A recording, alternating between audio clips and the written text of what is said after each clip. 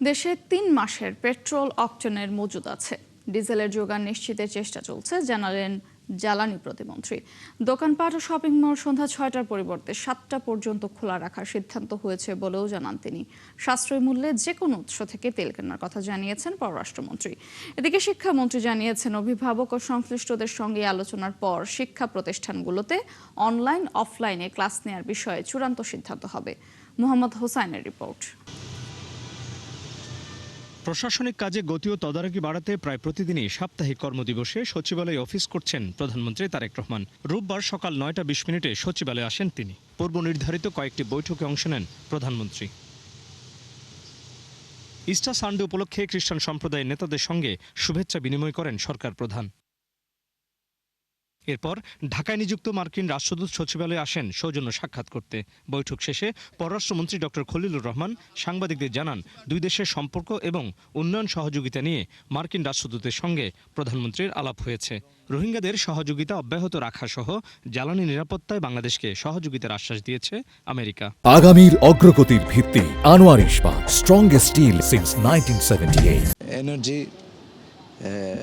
বাণিজ্য,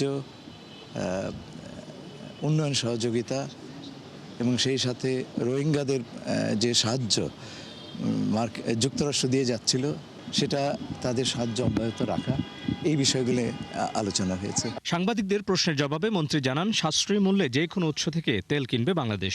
দুনিয়াতে আমরা সবচাইতে সাশ্রয়ী যে সমস্ত সোর্স, সেটা ভারত হোক, সেটা মধ্যপ্রাচ্য হোক, সেটা যুক্তরাষ্ট্র হোক, আমরা সব জায়গাতেই চেষ্টা করছি। এদিকে সচিবালয়ে নিজ দপ্তরে সাংবাদিকদের মুখোমুখি হন জ্বালানি প্রতিমন্ত্রী। তিনি জানান, দেশে ৩ মাসের পেট্রোল অকটেন মজুদ আছে। ডিজেলের যোগান নিশ্চিতের চেষ্টা চলছে। ইতিমধ্যে বর্তমান সরকার প্রায় ৩ মাসের মতো, প্রায় ৩ মাস প্লাস মাইনাস সামথিং, প্রায় ৩ মাসের মতো অকটেন এবং পেট্রোলের আমরা যেটা চাহিদা সেটা আমরা সংরক্ষণ করতে সক্ষম হয়েছি। আর শিক্ষামন্ত্রী জানিয়েছেন, জ্বালানি সংকট কমাতে দ্রুতই শিক্ষা প্রতিষ্ঠানগুলোতে অনলাইন অফলাইনে ক্লাস নেওয়ার বিষয়ে চূড়ান্ত সিদ্ধান্ত হবে।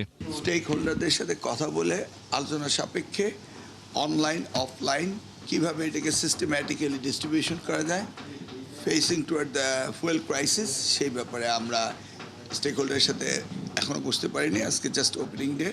আমরা কাল পরশু স্টেক হোল্ডারদের সাথে বসে এই বিষয়ে আমরা সিদ্ধান্ত নেব এবং সেটা আমরা ক্যাবিনেটে অবগত করব।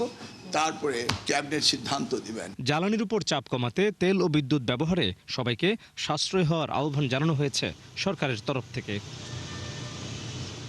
মোহাম্মদ হোসাইন, ৭১, ঢাকা।